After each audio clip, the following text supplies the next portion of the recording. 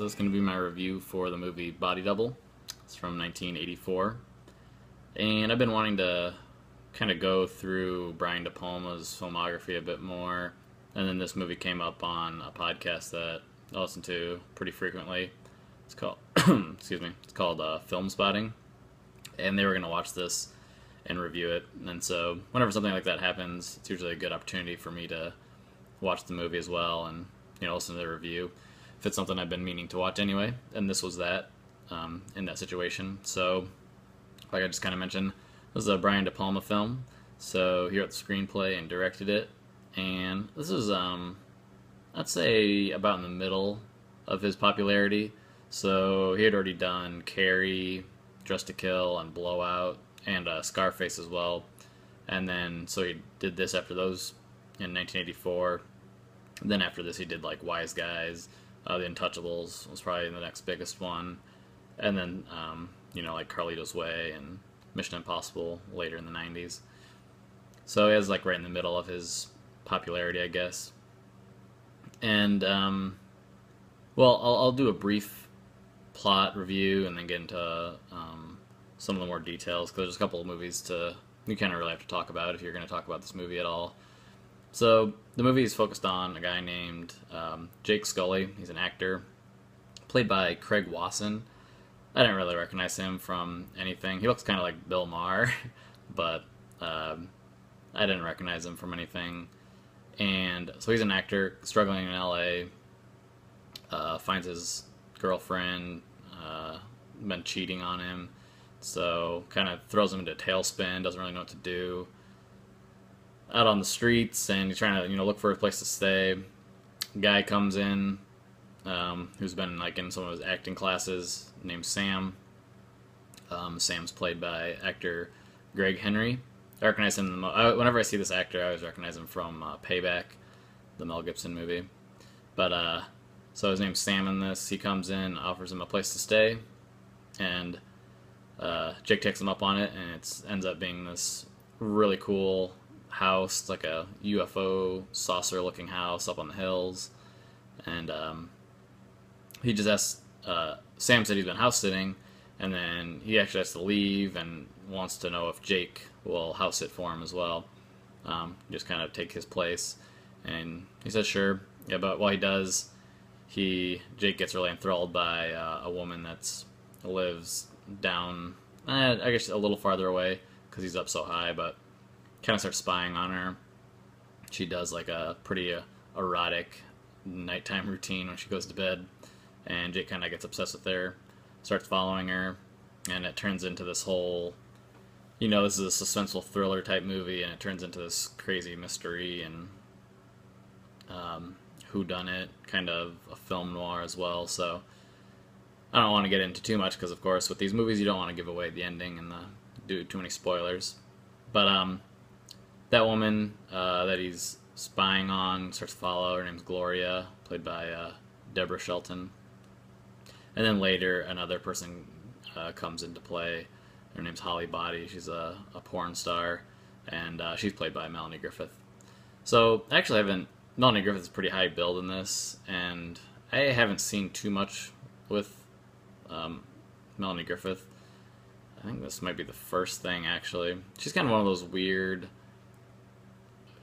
situations. I mean, she's really popular in the 80s. Her mother is Tippi Hedren, who famously worked in The Birds with Alfred Hitchcock.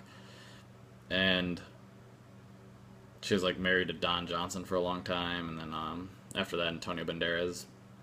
But she doesn't have like a ton of really big movie credits. But maybe that's just because, maybe in the 80s she was in a lot of movies. But anyways, this is the first thing I've seen with her in it. So that's the very basic plot. Overall, I thought it was pretty good. I really like 80s films, and this has a very, very kind of John Carpenter mixed with Martin Scorsese kind of vibe to it. I mean, De Palma definitely has his own feel, and so this, of course, feels like his other movies. But I kept kind of thinking of how Carpenter shot movies in the 80s, and then it was reminding me a lot of Scorsese's After Hours. And then, other than those two influences, this is very, very clearly a mashup of Alfred Hitchcock's movies, Vertigo and Rear Window. You mean, you basically take those two and put them together, and this is what you get. So instead of in Rear Window, guys stuck at his house, staring out the window because he's in a wheelchair, Jake's in that same situation. He's in the house, spying on people, but he's not in a wheelchair, so he can actually go out and do something about it. And when he does, that turns into the vertigo aspect of it, along with some other plot points. And in this case, he is not scared of heights. He actually has claustrophobia fear. So it's just really interesting. It's a very interesting kind of homage, remake, and mashup of these two amazing movies. I mean, Vertigo is always listed as one of the best movies ever. I think it actually has been rated as the best movie ever recently, over like Tokyo Stories or something like that. And Rear Window is amazing too. I really liked it. So it's kind of like De Palma taking his style, which is very similar to, I think, Hitchcock in many ways, and putting his spin on it. And it really works. I thought it was pretty good. I mean, for me, it worked. It's, like I said, it's pretty suspenseful. It starts out kind of slow, but then it just kind of sort of ramps up slowly and slowly, and it gets more suspenseful, more thrilling as the mysteries kind of build, and it works really well. I think it kind of has a very good gradual pace. The way it starts slower and just continually ramps up, and pretty much until the end, and when you reach like this climax. I thought it did that very well.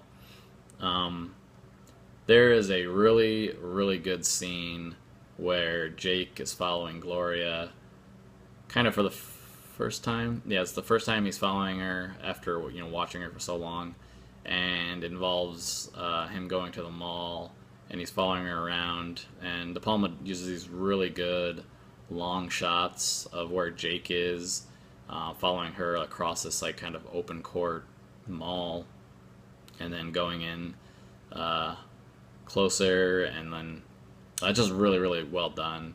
And it's a very extended scene, but it's I mean, I think the movie's worth watching just for that scene. It's shot extremely well, and like I had mentioned, I just like the way 80s movies looks in general, so that adds to it as well. I don't want to get too much into like the ending because there's a lot of spoilers. Some of the things weren't super surprising. I kind of thought they were easy to, not easy, but I've seen enough movies to figure out some of the twists. It was still good though. I mean, even if you do know, or if you could have guessed it, it doesn't really ruin it too much. Quite a bit of nudity, just like, I don't know if it's like a warning if that's not your thing. Some of it's a little gratuitous, especially towards the end. But yeah, if that's not your thing, there's a bit of nudity, especially because like Melanie Griffith's character Holly is a porn star, so that comes into play later. Let's see. I think that's most of my notes. A couple movie connections. I said it's obviously similar to other De Palma films. I think the last one I saw was Dressed to Kill.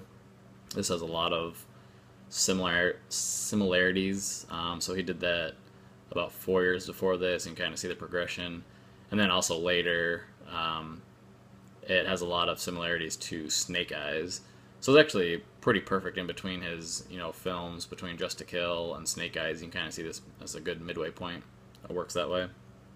So yeah, I'm gonna give it a 3.75 out of 5. So it's definitely that's a recommend. I definitely recommend watching it if you like suspenseful thrillers, kind of like neo-noir, updated noir films. If you like Hitchcock, definitely check this one out. That's kind of a must-watch if you're a fan of his. And one other thing I'll mention, I think I'm starting a new website. I haven't made it live yet, but I really love movies. Obviously, I do these reviews, but I'm an architecture student. I love architecture, so I think I'm going to be doing a website where I combine the two, where I look at prominent architecture in films. And this would probably be one of the first movies that I do because of how important and iconic the houses that Jake house sits for. It's really iconic. It's like this UFO saucer house in LA, and it has a big role in the movie because of, it's this launching point of him spying on Gloria and getting this whole ball rolling. So just a quick plug for that. I think I might be doing a website for that. And yeah, okay, I guess let's end it there. Again, a 3.75 out of 5. Definitely worth a watch.